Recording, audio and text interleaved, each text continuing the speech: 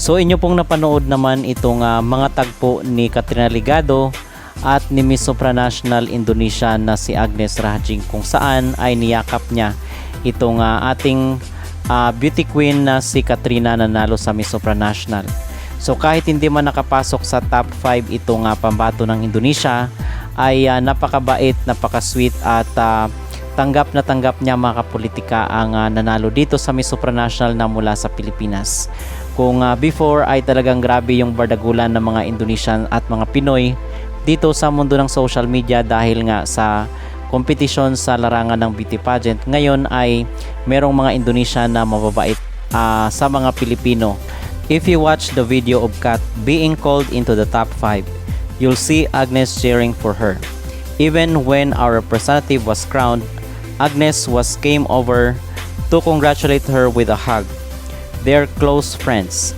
The backlash is coming from some fans, not from them. I also encourage my fellow Filipinos to stop spreading hate toward Agnes. In fact, I'm rooting for her to win the crown as well. Much love from the Philippines. So maganda ito mga kapolitika na kung saan is meron ng mabuting ugnayan ang Pilipinas at sa Indonesia. Unlike before na talagang grabe ang bardagulan dito sa mundo ng social media sa pagitan ng Pilipinas at sa mga Indo supporters ng pageant. So dito naman po sa pagkatalo ni Agnes Rahajing sa Miss Supranational 2026, kung saan is nagtapos siya sa top 12 dahil doon sa kinabahan siya sa kanyang speech, ay nasa 26 years old lang itong si Agnes. So ibig sabihin ay pwede pa po siyang sumali sa mga susunod na mga beauty pageant competition sa kanilang bansa para maging representative ng Indonesia sa mga international beauty pageant competition. At kung kaya pala medyo maganda rin mag-English itong si Agnes ay dahil sa Estados Unidos rin pala ipinanganak itong pambato ng Indonesia sa Miss Supranational 2026 na si Agnes Rahajing.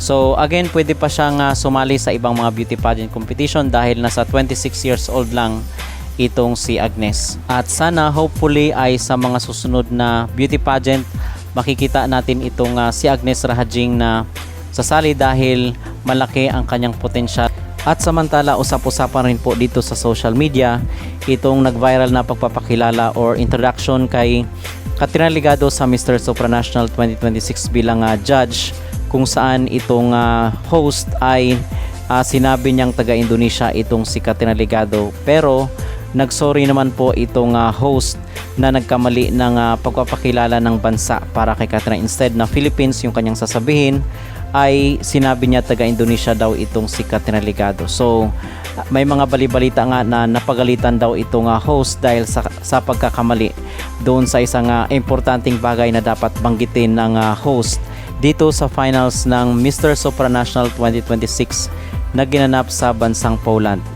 So yun po, at para sa akin naman yung mag-reaction ko dito dahil alam naman natin na magkaibigan itong si Agnes Rahajing at si Katrina Ligado. Sa tingin ko is wala namang problema doon mga kapolitika dahil si Agnes at si Katrina ay yung mga bansa natin is magkalapit lang dito sa Southeast Asia. So walang anything na samaan ng loob kahit pa nabanggit yung Indonesia na pagpapakilala dito kay Katrina Ligado. So siguro marahil ay na-confuse lang yung host doon sa pagpapakilala, pero ang pinaka-importante kasi doon is nagsorry na itong host ng Mr. Supranational sa kanyang pagkakamali dito sa nangyari kagabi.